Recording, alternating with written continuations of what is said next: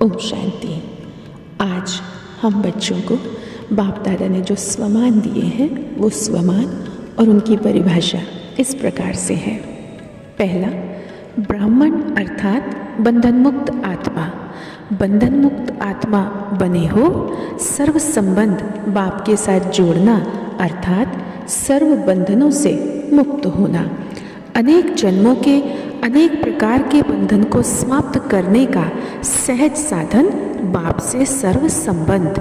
अगर किसी भी प्रकार का बंधन अनुभव करते हो तो उसका कारण है बाप से सर्व संबंध नहीं। बाबा देख रहे थे अभी तक कौन कौन से बंधन हैं। देह के बंधन का कारण है देही का संबंध बाप से नहीं जोड़ा।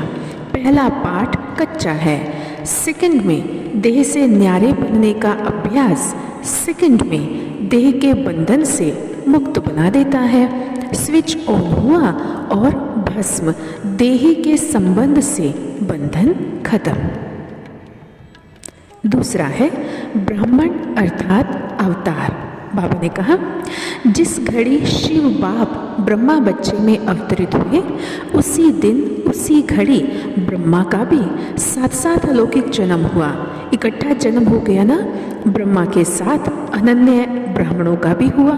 इसलिए दिव्य जन्म की तिथि वेला रेखा ब्रह्मा की और शिव बाबा के अवतरण की एक होने के कारण शिव बाप और ब्रह्मा बच्चा परमात्मा और महान आत्मा होते हुए भी ब्रह्मा बाप समान बना। समानता के कारण कंबाइंड रूप बन गए। बाप दादा सदा इकट्ठे बोलते हो, अलग नहीं। ऐसे ही अनन्य ब्राह्मण बाप दादा के साथ साथ ब्रह्मा कुमार ब्रह्मा कुमारी के रूप में अवतरित हुए। तो आप सब भी अवतार हो ना। अवतार अर्थात श्रेष्ठ स्मृति। मैं दिव्य जन्म वाली ब्राह्मण आत्मा हूँ। तो नया जन्म हुआ ना। ऊंची स्मृति से इस साकार शरीर में अवतरित हो। तो आप सब अवतरित हुए हो। परिवर्तन होना ही अवतरित होना है। आगे बाबा ने कहा अवतार अर्थात ऊपर से श्रेष्ठ कर्म के लिए नीचे आने वाले। बाबा कहते इसी स्मृति से सदा हर कर्म करते कर्म के बंधनों से मुक्त कर्मातीत अवतार हो। अवतार अर्थात ऊपर से श्रेष्ठ कर्म करने के लिए नीचे इस देह में आए हैं। अवतार सदा परमात्मा पैगाम ले आते हैं। आप सभी संगम युगी श्रेष्ठ आत्माएं परमात्मा पैगाम देने के लिए परमात्मा मिलन कराने के लिए अवतरित हुए हो।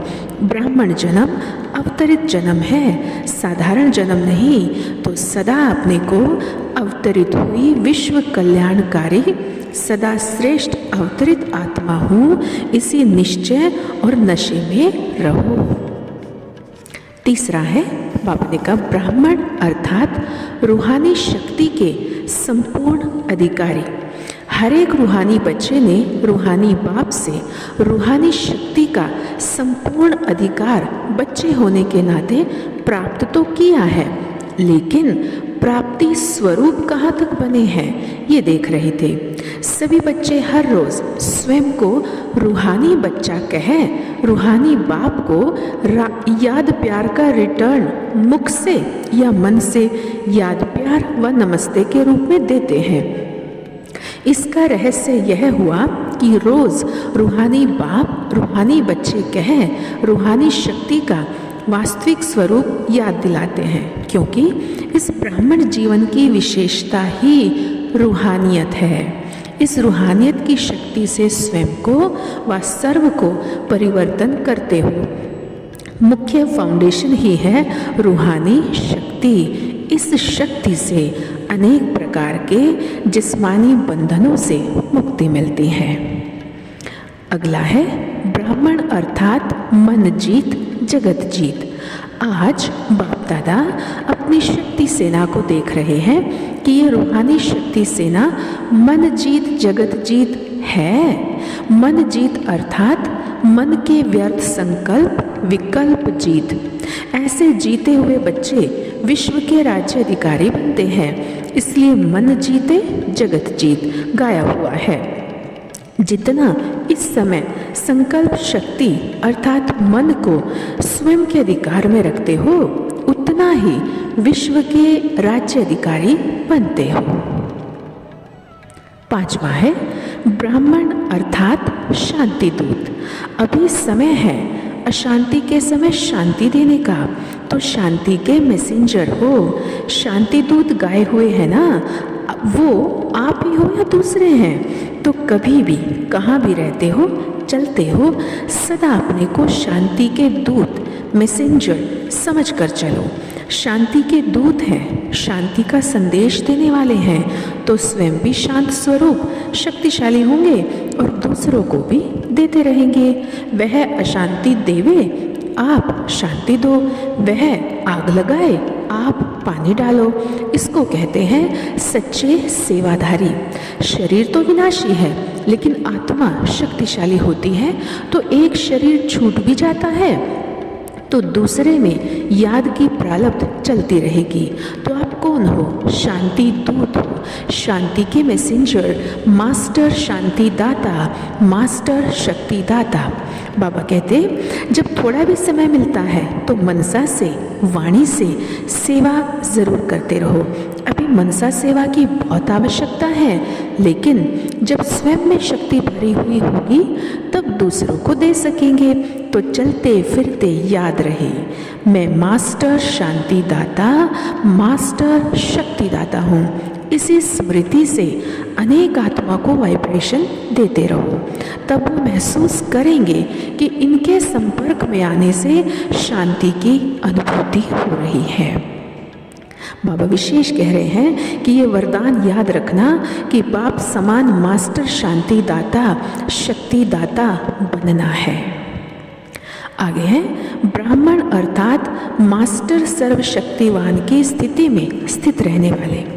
बाबा ने विश्लेषण किया, सदा मास्टर सर्वशक्तिवान की स्थिति में स्थित हो, हर प्रकार की परिस्थितियों के ऊपर विजयी रहते हो। जब तक स्वस्थिति शक्तिशाली नहीं होगी तो परिस्थिति के ऊपर विजय नहीं होगी। परिस्थिति प्रकृति द्वारा आती है, इसलिए परिस्थिति रचना हो गई और स्वस्थिति वाला रचता है, तो सदा रचना के ऊपर विजय होती है ना। अगर रचना से हार खा ले तो उसे रचता कहेंगे? तो प्रकृति द्वारा आई हुई परिस्थितियाँ रचना है, तो मास्टर रचता अर्थात मास्टर सर्वशक्तिवान कभी हार खा नहीं सकते, असंभव। अगर अपनी सीट छोड़ते हो तो हार होती है, सीट पर सेट होने वाले में शक्ति होती, सीट छोड़ी तो शक्तिहीन। पापा कहते हैं सीट से नीचे नहीं आना, नीचे है देह अभिमान रूपी माया की धूल। 7वां है ब्राह्मण अर्थात संकल्प से भी सरेंडर।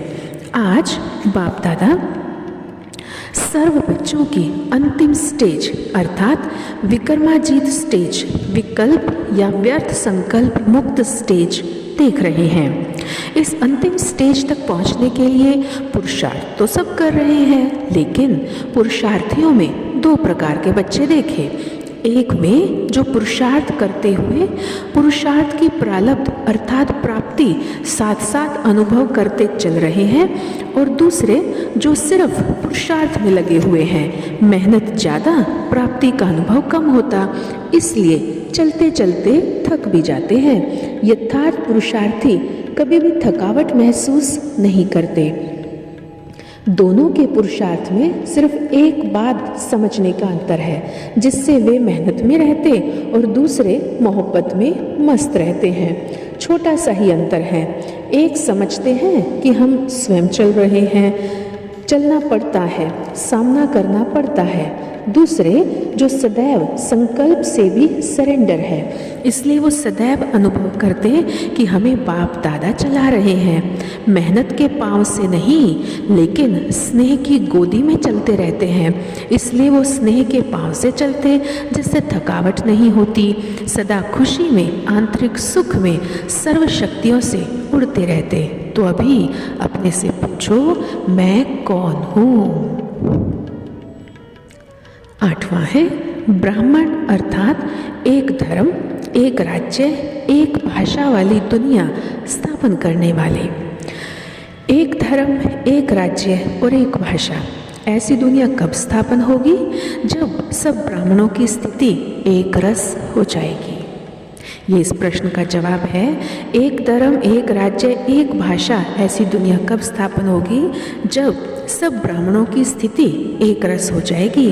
एक रस स्थिति अर्थात हम सब एक हैं, एक बाप के बच्चे हैं, सर्वश्रेष्ठ आत्माएं हैं।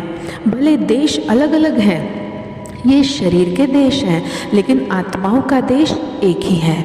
हर एक की एक रस स्थिति बन जाए तो बहुत जल्दी एक राज्य, एक भाषा, ऐसी दुनिया स्थापन हो जाएगी। जब से ब्राह्मण बने तो यही एक संकल्प धारण किया है कि ऐसा राज्य स्थापन करके ही छोड़ेंगे, ऐसा जहाँ सब एक ही एक होगा। स्थापन करने के लिए स्थिति भी एक रस चाहिए। तो ये बहुत खूबसूरत बात बाबा ने हमें इस स्वमान के माध्यम से परिभाषित की है, समझाई है कि एक धर्म, एक राज्य, एक भाषा वाली दुनिया स्थापन करनी है तो उसके लिए पहले हम सभी ब्राह्मणों की स्थिति एक रस होनी चाहिए। 9वां स्वमान है ब्राह्मण अर्थात निर्माणजित और निक्रोधी। पांडवों में होता है रोध और क्रोध। पांडव निक्रोधी बन गए हैं। क्या समझते हो? पांडवों ने क्रोध पर विजय प्राप्त की है।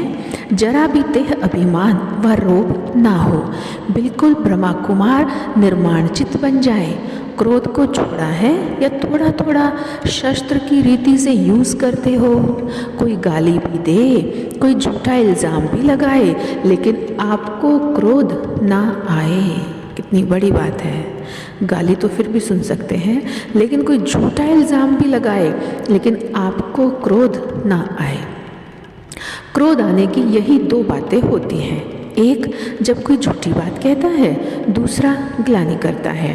यही 2 बातें क्रोध को जन्म देती हैं। तो ऐसी परिस्थिति में भी क्रोध ना आए।